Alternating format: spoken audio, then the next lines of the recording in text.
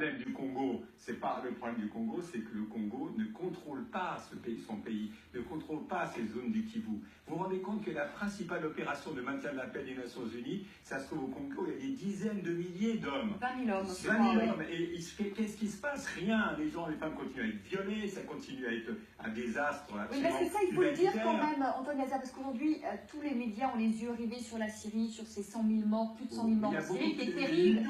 Mais là, on parle de millions de morts dans l'est de la RDC, et c'est un conflit aujourd'hui oublié, il faut le dire. Mais non seulement c'est un conflit oublié, et c'est un conflit, en fait, personne n'a envie de s'en mêler, parce qu'encore une fois, comme ce qui a été dit, c'est vrai que Paul Kagame, du fait du génocide, bon, la communauté a considéré que finalement, dans le, excusez-moi, le bordel ambiant, finalement, en ayant un Rwanda fort, ça allait stabiliser toute la région. C'était ça l'idée. Et on voit que non, malheureusement, à tel point d'ailleurs que le problème de l'Est du Congo, c'est qu'on a dû créer au sein des Nations Unies une force d'intervention pour suppléer l'armée congolaise qui n'arrivait même pas à tenir son territoire. Deuxième élément important concernant l'Est du Congo, c'est que le Congo regorge de ressources naturelles.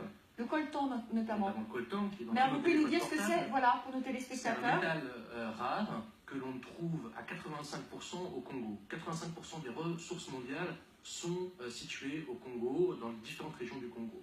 Et c'est absolument nécessaire dans tous les téléphones portables, par exemple, et dans les technologies de haute précision.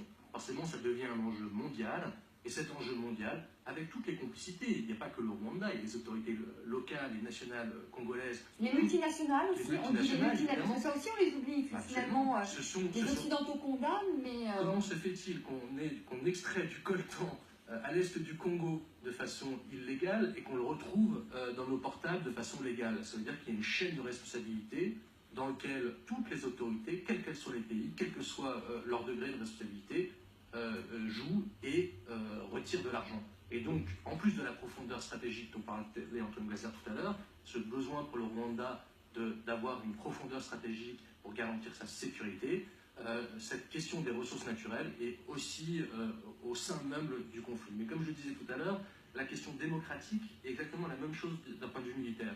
Ce qu'on permettait de faire au Rwanda en termes militaires à l'est du Congo, et aujourd'hui n'est plus permis, et donc la déstabilisation que cela engendre dans la question politique à l'est du Congo est aujourd'hui insupportable, puisqu'on a des millions de morts, et que cette politique là n'a produit que de l'instabilité. Donc aujourd'hui, il faut absolument restabiliser l'Afrique centrale.